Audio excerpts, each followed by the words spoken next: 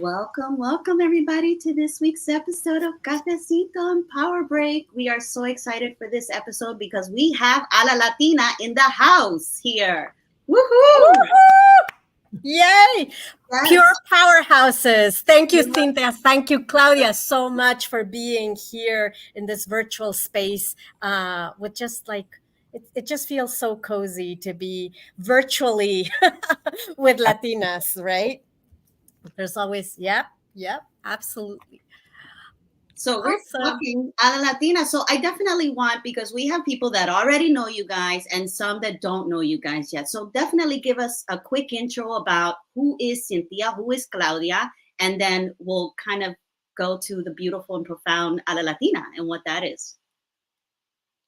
Sure. Well, I'm Cynthia, not Claudia, and I am a marketer. I've been working in marketing for over 20 years. I live in New York City, moved here from Mexico, and I've had many roles in marketing in small and big companies. Most recently, before my current job, I held marketing positions in Walmart, where it was the first time that it really became clear to me that there's a lot of Latinas and a lot of Latino power in the US that needs to be unleashed. Today, I am the CMO of Money Lion, a digital financial app for anything that you need when it comes to money. You find it in our app in Money Lion. That's me. I love that. Hola, and I'm Claudia Romo Edelman, and I am a social entrepreneur. I'm a marketer for social causes. I'm an activist for the Latino community. I had the privilege of working in an incredible number of amazing international organizations like the United Nations, UNICEF, the UN Refugee Agency, the World Economic Forum, and I am trying to apply everything that I learned in these 25 years and everyone that I got to connect with in the use of my community. This is the first time in my life that a cause is personal for me. And I am really excited about like being in a room with powerful women that every time that's more the norm. And that's more of us getting together and supporting each other and opening the door for each other, because I am, as a marketer, I see that that's the way in which we're going to elevate the narrative of Latinas, share the access code with each other and open the door for each other. So excited to be here. That is so wonderful. And you're both, in a way, you've been in the marketing world and you know the importance of personal branding and of putting ourselves out there. And I think you've both done an amazing job. And it's something that I think is missing in a lot of us Latinas, to understand that we need to stand out, to break the ground, to showcase. Let's begin with your playbook and A La Latina and what that means, because I think in a way it's tied to all of these learnings that through your journeys you've experienced personally. It's not only from others, but you've gone through it yourselves. Okay, I'll start. So I agree 100% with what you just said, which is we're putting ourselves out there because we feel a big sense of responsibility. I personally came to where I am today of putting myself out there and also trying to get other Latinas to tell their stories and to be role models, because I saw firsthand in my own career that I didn't have the playbook to climb the corporate ladder in America, but also when I met Latinas at Walmart who were trying to climb the ladder and they asked me for advice, I couldn't help them. And I started asking and I started doing research, and it became clear that all the things that prevent women and any minority group from climbing the ladder were things that Latinas experience, but then add more. So we don't have the playbook, we don't have the network, right? It's a network is super important because it gives you the access code, as Claudia calls it. Like if you're going through something, somebody in your network can tell you, this is how I did it, this is how it's done. If you don't have the network, it's very hard to figure it out yourself. The second one is very related to what you just said, Ileana, which is role models. If you don't see yourself, how can you think that you can become her? And Latinas, sometimes maybe we're too humble, maybe we're too busy. Nobody told us that we're supposed to put a flashlight on ourselves and say, I'm here, I'm killing it. So lack of role models. And the third one is the stereotypes, which we'll talk more about how we're tackling the stereotypes, but people sometimes think that Latinas, because we have an accent, maybe we're not that smart, because we're not so professional. Like there's a lot of stereotypes that are unique to Latinas that are actually strengths, not drawbacks. So that was why I wanted to start it, because I, instead of trying to help one woman in Walmart, I decided if I have the capability, the ability to inspire and enable thousands or millions, like I'm gonna try to do that. And then I met this woman, Claudia, who said, "Let's dream big. Let's do it together. Let's not help one. Let's help millions." And we started this platform that the first thing that it comes to life as is the podcast. We have other things, but the first thing that we launched, and I hope everyone that is listening subscribes, is a podcast in which we interview the Latinas who are at the top of corporate America, and we specifically ask them, how did you get there, leaning in your Latinidad? That's what we have now. And we just finished season 2 of our podcast, A La Latina. What started as a conversation. Look, I come from a very different, I came to this from a very different perspective. So I created the World Human Foundation 6 years ago, and very focused on the Latino community, very particularly trying to elevate the potential of Latinos. And I realized that there were like a couple of things that were imperatives or prerequisites before being able to really start changing the narrative of Latinos, and started, like thinking of reimagining Latinos, and changing that marketing piece that that both of us spoke at the beginning, which was Latinos were fragmented. So we were not supporting each other, very, very permanent in Latinas, that were elbowing each other, that we had this scarcity mentality as opposed to an abundance mentality, where we were like, it's not that if there's one Latina, you want to get more Latinos. No, no, no, it was the other one. The other thing, not only the fragmentation, but was the lack of education of our own contributions to the country. So we measured that almost 77% of Latinos, including Latinas, were absolutely unaware of how powerful we are. So we started buying in to this narrative of where like your takers, your negatives, your like everything that you hear on the media that is so either negative or invisible. We were buying into it. So you had this self censorship, this imposter syndrome growing, because you couldn't believe how powerful we were. So we were very focused on education. And through this education, I saw that data was crying out an incredible need to focus on Latinas, because we're 9% of the population, but less than 1% in senior positions in corporate America, less than 1% in politics. We absolutely make the least salary of every other group in America. And when you start looking at the reality, we're the job creator number 1 in the country. No one creates more jobs like Latinas. Number 2, we generate small businesses 6 times faster than any other group in America. So we're absolutely the growth of the country, the growth engine of the country, but we're lacking the opportunities and the awareness. So when Cynthia came, I said, like, this is amazing. Let's launch an initiative that starts with a media platform, so that we can get Latinas on the top of the game in half the time with half the courses. And this is where we are.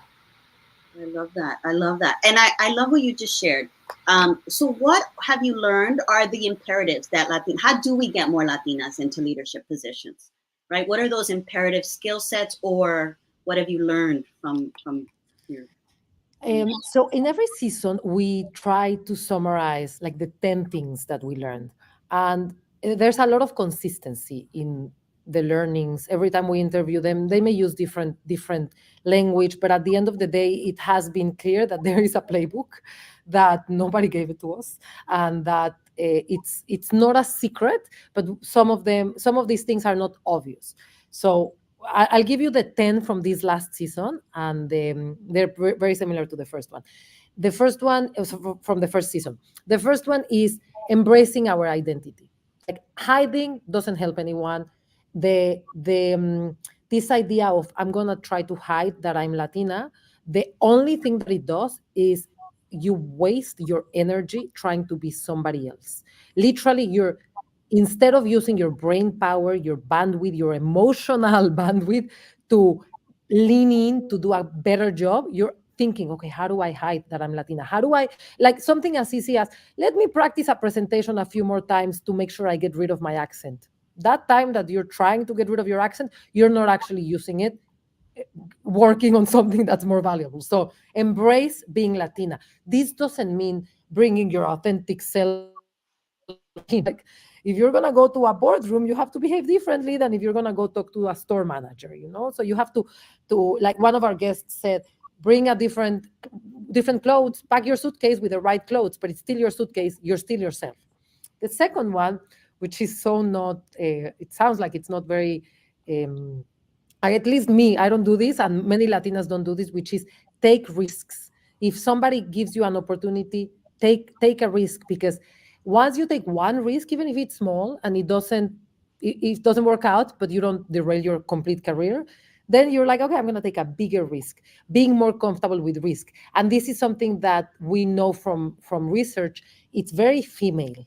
Like it's not just Latinas. Men are much more comfortable with risks, and they're more comfortable saying yes to opportunities when they are not prepared for those opportunities. And we have to be 120% prepared for the opportunity before we say yes. Don't do that. Say yes to opportunities when they present themselves. Building your reputation. There is no shortcut to working hard. Like nobody told us I go to where I am by hacking my way. I found a shortcut. There's no shortcut. You have to work hard. You have to put in the time. When you're early in your career, you're going to have to like put the extra hours to learn something new. Like there's no shortcut for that. But once you do good work, talk about it.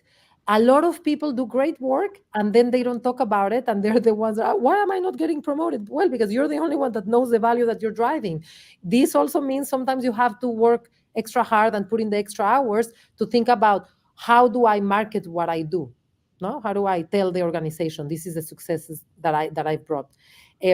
Seeking mentors and sponsors. This is not only seeking them, making the best use of it. Mentors and sponsors are different. Mentors are people that are in the position where you want to be in a couple of years, that can tell you this is how you do it. And you don't have to have the same relationship with a mentor for your entire career. You can have it for a little bit of time, and then you don't engage with them in years, and then you talk to them again. And sponsors is somebody that is in your organization who is going to be part of a promotion conversation, or somebody that's going to say, there's this new job opening, you should put Cynthia in that position. So they're in your organization, higher than you, and will take an interest in you. So these are different relationships. Another one that I love is, don't look at your career as a ladder. Only one from all the guests we've had said her career looked like a ladder. Somebody that actually spent 20 years in the same career. Everyone else in the same company. Everyone else took lateral moves. Some of them took backward moves, pay cuts to learn an industry so it could propel them forward. And there's this idea now, the newer generations seem to want a promotion every 2 years. So if you're promoted every 2 years, you can only be promoted for, like, I don't know, 5 times, and then you're stuck. So it's better to like take it easy, move laterally, invest in continuous learning, either like formally or not formally. Spend 20% of your time learning something new all the time. Build relationships. They don't all have to be transactional. When I went to meet Claudia, I didn't know we were going to become co-hosts that day. The day that I went to meet her, we were having breakfast. We were talking about what we were doing to help the community. It ended up happening that we ended up launching the podcast and saying, okay, let's shake hands. But I didn't go there thinking, oh, let me see if I can get her to be my co-host. So build relationships for the future. And then my favorite one, aim high and dream big, which is, in my case, I wanted to help a couple of Latinas in Walmart, and Claudia was like, no, let's help the entire Latina community in the country. Those are the learnings from season 2 of the A La Latina podcast. I just love many of these, and I think they're very action oriented. And to you were both saying, it sort of seems logical, but we need to hear it again and again, and through different people's stories, because through people's stories is how then we connect. And it's like, oh yes, been there, done that. I just couldn't put my finger to it. to it. But I want to go back to something, Claudia, that you said before, because you shared a lot of very rich information that we've been seeing all along about the power of Latinas or Hispanics in general, and the contributions that we have, as a group to the U.S. economy and to the world. But in a way, keeping ourselves in hiding, going to your first point, Cynthia, hiding and just like going down, doubling on our work, we become the world, or we are the world's best kept secret, because we have huge power, the power of the purse, especially as Latinas, where many of us are the ones that are making the decisions of purchase, the decisions of how we're moving. But on the other hand, nobody knows, right? We're doing it here on the silence, on the back. And I know that requires a shift in mindset. And Claudia, you've been talking about, I've been hearing you now talk in several occasions about this flipping the script, because it does require a shift in mentality and mindset and how we approach ourselves and what we do. So I don't think it's only about what I hear from you. It's not only about these action items and these learnings, but it does require additional mind shift. Exactly. And you know what? For the 25 years that I worked in international settings with continents, and I've seen communities come out of nothing and thrive, it is a lot of the times with the same formula. You need a plan, you need a framework, and a framework that allows you to have a theory of change. And those theory of change does require mind shifting, right? Like does require for you to think differently. And that's why I'm so fond of these frameworks that really I think that can be of benefit for the Latino community in the past. And I think that we started looking at this and how powerful it has been was a shift from the scarcity mentality to the abundance mentality. How we were like not helping each other. Now we're helping each other because we don't think that there's only one opportunity, there's many. Now I think that we're so ready for the next one, which I think is flip the script. We need to understand that Latinas have been playing the script of someone else. Like someone imagined that Latinas are only physical attributes and that we're only gritonas and we're only fire and so on. And we started thinking about that. We are like allowing people to see us that way. And it affects not only us in our behavior, but the way we're perceived. So it is time to flip the script and start acting the script that belongs to us. And that we started looking at from all the stereotypes, from everything that we see very prevalent in the Latino community. We can't fix it all. Let's take a couple of things that are very prevalent for Latinas and that really are becoming impediments in our own self-awareness, in our own self-confidence, but also in the minds of someone else. So we picked three that we're very constantly repeating through the World Human Foundation, through the A La Latina platform, through everything that I do. And I hope that all of us can actually just dismantle this in a couple of years. One of them, and very prevalent, is accent. What Cynthia was saying is all of us, regardless of where you come from and how many generations you have been, you have seen someone in your family or you have experienced it yourself, how accent comes with a price of, it's almost pejorative. It's almost like if the mindset, the association that comes attached to having an accent is that you're stupid, that you are less intelligent, that neutral accent is intelligent, and when you have an accent is you're not intelligent. So it comes with the unconscious bias in the mind of others that you're not as competent. So what happens to you when you have that thing is that you participate less because you want to be exposed less. When you have seen your parents being denigrated, rejected, when you have seen how much people see them down because they have an accent, you want to immediately try to avoid it.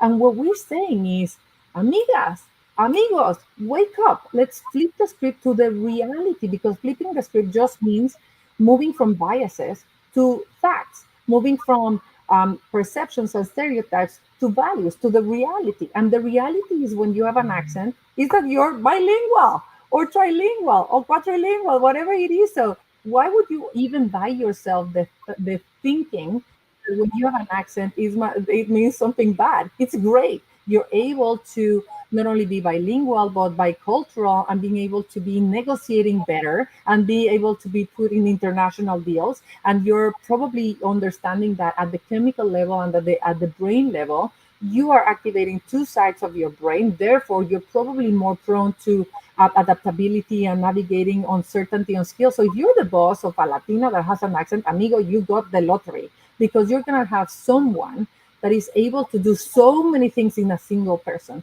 So I think that that's one flip the script that we want to prone again and again, so that no one in our generation, Ileana and Sandra, feels ashamed of their accent. On the contrary, they put it forward as a, like, you get two in me, you have even three in me. Or like in my case, I speak six languages, all of them with a heavy accent, that allows me to move forward with the confidence that it speaks by far more as a positive in a corporate setting than as a negative. And so when we do that, we flip the script and we educate the others at the same time as allowing ourselves to be fully embracing who we are. The Claudia, do you remember Ariana Stollarz even gave us a stat? She said, or like they did some study on what happens when you add a person with an accent in a room, in a meeting room. And she said that when everybody speaks good English, it's like the level of conversation is like this. When you add people that speak broken English, it's like you open the door for everyone that doesn't speak perfect English to participate. So it kind of unlocks the creativity and the potential of the entire group to have one person, she calls it, with broken English. And I think that we have to be able to identify those areas that are stopping us, that are really that are really not facts, they are biases. And we have a couple of them that we again and again put in the podcast. For example, being social or loud, that are seen as negative. Actually, they are positives when you start looking at the facts and what they mean. When people say that Latinas are too nice, they are actually positive in a corporate setting, not a negative. It's a matter of understanding, being aware, get the data, get the facts, not the biases, get the facts, and flip the script for ourselves and for everyone else. I remember Nanette Cosero. If you haven't heard the episode from Nanette, she was the president of Pfizer vaccines during the development of the COVID vaccine.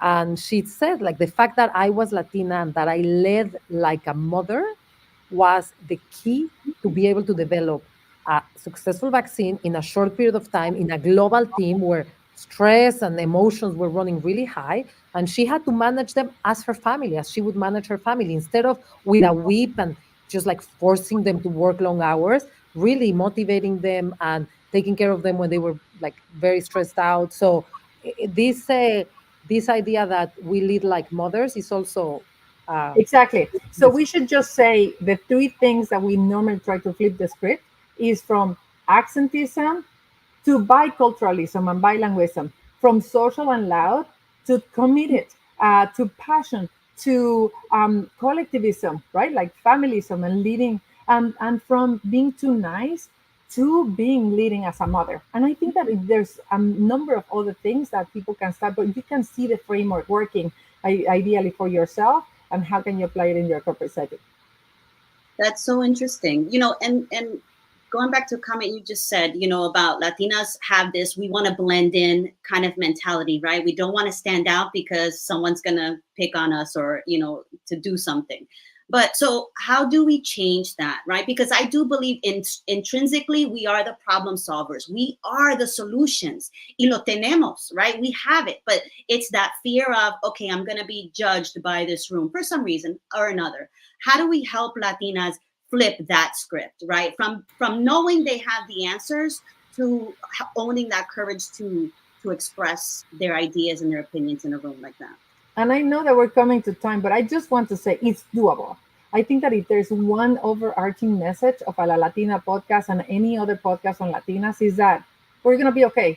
We're doing fine. So if you trust that you're going to be okay, I think that resources like ours, the A La Latina podcast, your podcast, understanding the playbook of those that have made it well, showing up and being in the networks where we need, find the role models that will inspire you, will allow you to see how can you, being aware is a huge step already of understanding your data, understanding how there is a framework that can help you, understanding that there's examples out there, and become part of a network, which is what we want to do with a Latina network, and ideally going to places like Boston where we can be with you in a La Latina dinner. Yeah, I mean, being Latina is cool now. Like, it's becoming more and more cool. It's true. Like people that are not Latino now want to be associated with being Latino. So we have the wind behind our back, but there's still the stereotypes are there. The lack of networks is an issue, and the lack of role models is an issue. So we need everybody to help us. Like every young Latina starting their career has to see the role models. The role models are there. We're putting them in front of them. They have to see them, and they have to make an effort to connect with each other. I mean, I'm gonna do a shameless plug, but if anyone here knows a Latina in the professional setting, please tell them to sign up for our newsletter. We're giving actionable advice, and we're giving them the playbook. We're giving them the role models, and just like join us in this journey of being ourselves. And I think you both pointed out throughout the importance of collaboration, right? Going from that scarcity mentality to that abundance mentality in terms of alone, we're awesome because we are, no? Somos todo. But if we come together, we're going to do so much more. We're going to be able to amplify and accelerate these efforts. So join, obviously, A La Latina, follow United Latinas. We're coming together in collaboration as well, because it's the recognition that single, yes, we're powerful, but together, like the impact that we can create in the different spaces and in different rooms can be amazing. So we are coming to the end. Any additional call to actions in addition to signing to the newsletter? Subscribe to the podcast. We have Instagram, LinkedIn, TikTok, anywhere. Tell somebody else. Help us spread the word. We are just as strong as the community that we're building. So help us build this community. I think that the only thing I would say is that the time is now. The time for Latinas is today. We have all the conditions are there for us to support. And success means that we're all fully seen and heard and valued, and that we understand that our role is to finish the job of our ancestors so that the next generation can be fully paid, fully respected, and that our daughters do never have to know that there was an issue of being equally paid or equally respected. So let's go with optimism because it's totally possible. That is awesome. That is awesome. Thank you so much, both of you, for being here with us today. To our audience, thank you as always for joining us in our Cafecito Power Breaks. We hope that you learned something new, that you got empowered, inspired, you flipped the script, you learned from all of these 10 learnings and also from the previous ones. And watch out for more things to come, not only from United Latinas, from A La Latina, and from both of us together, because we are doing the change. I love it. I Thank love it. you. We got some great comments in the chat también, so we'll check them out later. And then they love your podcast, already. So, A La Latina. Sí, let's lead A La Latina. No, there you go.